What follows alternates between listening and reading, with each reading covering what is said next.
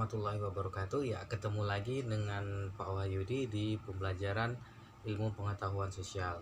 Nah, anak-anak, apa kabarnya hari ini? Ya, semoga hari ini seperti di hari-hari yang sebelumnya kita diberikan kesehatan dan nikmat yang luar biasa yang diberikan Allah kepada kita. Ya, sehingga dengannya kita bisa mengikuti pembelajaran ilmu pengetahuan sosial ini dengan sebaik-baiknya, ya, dan mendapatkan ilmu yang akan Pak Wahyudi sampaikan nanti. Nah, anak-anak, di pertemuan sebelumnya kita sudah membahas tentang kegiatan perekonomian, ya, dimana di dalam kegiatan perekonomian itu tentunya itu harus ada namanya pelaku-pelaku ekonomi, ya. Masih ingat ya, ada 4 pelaku ekonomi di dalam kegiatan perekonomian, ya. Nah, 4 pelaku ekonomi kemarin apa aja? Masih ingat? Oke, yang pertama, pelaku ekonomi yang pertama itu adalah rumah tangga konsumen atau rumah tangga keluarga. Yang kedua, itu adalah rumah tangga perusahaan. Yang ketiga, rumah tangga pemerintah. Dan keempat adalah rumah tangga luar negeri. Nah, di pertemuan hari ini, kita akan membahas 2 pelaku ekonomi. Yang pertama, itu adalah rumah tangga keluarga. Yang kedua, ini adalah rumah tangga Yang kedua adalah rumah tangga perusahaan. Jadi ada 2 poin yang akan kita bahas di pertemuan hari ini. Nah, Pak, yang 2 lagi gimana? Yang 2 lagi insya Allah akan kita bahas di pertemuan selanjutnya. Oke, stay tune di video ini. Silakan nanti disimak sampai habis ya videonya, agar pemahamannya bisa full, ya, bisa full dan tidak ada yang pemahaman terputus atau terpotong. Oke, silakan menyaksikan. Oke, rumah tangga konsumen adalah kelompok masyarakat yang melakukan kegiatan konsumsi, baik itu barang maupun jasa, untuk memenuhi kebutuhan hidupnya. Nah, barang dan jasa yang dihasilkan oleh rumah tangga perusahaan itu ditujukan untuk memenuhi kebutuhan rumah tangga konsumen. Misalnya apa? Misalnya gini, di perusahaan, ya, misalnya Wings itu memproduksi sabun. Nah, sabun itu tidak mungkin dipakai oleh pengusaha itu sendiri, tapi sabun itu ditujukan kepada kita sebagai rumah tangga keluarga atau konsumen. Jadi kita yang akan membeli dan menggunakan sabun tersebut. Nah, untuk memenuhi kebutuhan dari konsumen tersebut, konsumen harus membayar apa-apa atau produk dan jasa yang dihasilkan oleh rumah tangga perusahaan. Karenanya, untuk mendapatkan barang tersebut, rumah tangga keluarga itu juga harus memiliki pendapatan. Nah, pendapatan rumah tangga keluarga itu didapatkan dari, yang pertama, itu dari sewa, yang kedua, dari upah, yang ketiga, dari bunga, dan yang keempat, dari laba atau profit. Nah, sewa ini itu misalnya kalau misalnya kita itu punya rumah atau tanah yang bisa kita sewakan kepada perusahaan. Nah, dari uang sewa itu bisa kita gunakan untuk membeli barang dan jasa. Kemudian yang kedua itu dari upah. Upah itu misalnya kita bekerja di perusahaan. Nah, kita mendapatkan gaji. Nah, itu yang kita gunakan untuk mendapatkan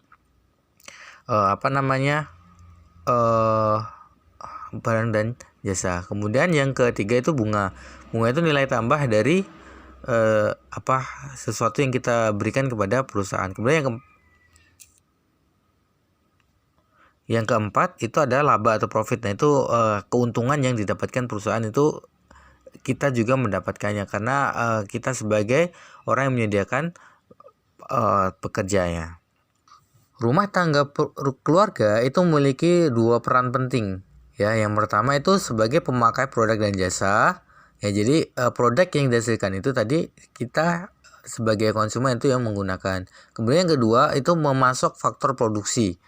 Ya, memasok faktor produksi. Nah, barang dan jasa yang dihasilkan oleh produsen itu dijual kepada konsumen. Nah, konsumen membayar barang dan jasa tersebut dengan uang dari hasil penggunaan faktor produksi yang mereka pinjamkan ke rumah tangga perusahaan. Ya, jadi gini, rumah tangga ke perusahaan ketika dia ingin memproduksi suatu barang itu tentunya juga tidak terlepas dari adanya faktor produksi yang disediakan oleh rumah tangga keluarga. Contohnya apa? Contohnya misalnya rumah tangga keluarga memiliki misalnya tanah yang ditanami sayuran. Nah, sayuran itu akan dibuat suatu produk oleh perusahaan, maka perusahaan itu akan membeli dari konsumen sebagai pemasok. Nah, pertemuan permintaan barang dan jasa dari konsumen dengan penawaran barang dan jasa dari produsen terjadi di pasar output atau pasar produk. Pasar produk itu contohnya kalau misalnya kamu belanja di pasar, nah itu adalah pasar output. Belanja di Indomaret, Alfamart itu pasar output. Nah, peran yang kedua tadi ya, menyediakan pemasok itu, penawarannya itu bisa terjadi di pasar input. Nah, pasar input itu adalah faktor atau pasar faktor produksi, ya. Nah, faktor produksi itu ada 4. Yang pertama itu alam, yang kedua petani, yang ketiga modal, yang keempat tenaga, dan keempat itu kewirausahaan. Yang pertama tadi alam itu berhubungan dengan lahannya, lahan pertaniannya, kemudian hasil pertaniannya, itu termasuk ke dalam alam. Kemudian modal itu baik itu uang maupun modal barang. Modal uang ya jelas uang. Kemudian kalau modal barang itu ya bisa bangunan, alat-alat usaha, mesin dan sebagainya. Kemudian tenaga kerja itu ya kita sebagai pegawainya. Kemudian yang keempat itu kewirausahaan atau keahlian. Oke, nah itu rumah tangga keluarga. Rumah tangga perusahaan. Nah, ini adalah pelaku ekonomi yang berperan sebagai penyedia barang dan jasa bagi konsumen. Nah, perusahaan mengorganisasi berbagai faktor produksi yang disediakan oleh konsumen, kemudian melakukan proses produksi untuk menghasilkan barang. Nah, rumah tangga perusahaan kalau di Indonesia itu terbagi menjadi 2. Ada namanya BUMN, ada namanya BUMS atau Badan Usaha Milik Negara dan Badan Usaha Milik Swasta. Maupun juga yang itu ada koperasi juga.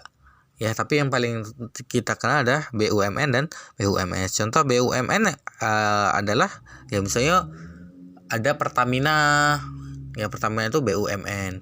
Pusri itu BUMN. Kemudian yang kedua itu Badan Usaha Milik Swasta. Nah, itu contohnya banyak Indomaret, Alfamart, kemudian Megamart dan seterusnya ya, itu BUMS. Dan koperasi ya jelas koperasi sudah sering kita lihat, misalnya Kopda ya, Koperasi Sehati dan lain sebagainya. Nah, peran dari rumah tangga perusahaan itu adalah memproduksi barang, jelas ya, karena namanya adalah produsen. Jadi tugasnya adalah memproduksi barang, dan barang yang dihasilkan itu ditawarkan kepada konsumen atau pembeli. Nah, selain faktor produksi tenaga kerja, rumah tangga perusahaan juga menggunakan faktor produksi lahan, modal, dan faktor produksi keterampilan atau kewirausahaan yang dipinjamkan oleh rumah tangga keluarga. Nah, atas penggunaan faktor tersebut, rumah tangga perusahaan memberikan balas jasa berupa sewa, bunga, maupun bagian keuntungan yang berasal dari rumah tangga perusahaan. Nah, itulah yang nanti digunakan sebagai konsumen untuk membeli barang yang dihasilkan oleh perusahaan. Nah, untuk lebih jelas silakan dilihat di bagan atau misalnya grafik ya, gambar yang Pak berikan di sini ya. Ini bisa kalian lihat, itu adalah hubungan dari rumah tangga konsumen dan rumah tangga keluarga. Jadi rumah tangga keluarga itu menyediakan faktor-faktor produksi. Nah, rumah tangga perusahaan itu menghasilkan barang dan jasa. Nah, kemudian rumah tangga keluarga itu mendapatkan sewa. Nah, sewa itu digunakan untuk membeli barang dan jasa yang dihasilkan oleh perusahaan. Itu adalah hubungan dari kedua rumah tangga ini. Gimana? Sudah dapat inti dari pembelajaran kita hari ini? Oke. Ada yang bisa menyimpulkan dari pembelajaran kita hari ini? Oke. Silakan kalau misalnya ada yang sudah bisa menyimpulkan, silakan tulis di WA grup kita ya. Silakan. Tapi bukan ditulis, tapi menggunakan voice note seperti biasanya. Jadi untuk menyimpulkan silakan menggunakan voice note, sebutkan kesimpulan dari pembelajaran kita hari ini. Oke. Cukup materi yang sudah Pak sampaikan hari ini. Akhirnya assalamualaikum warahmatullahi wabarakatuh. Jangan lupa kirimkan rekaman voice note-nya di grup. Oke.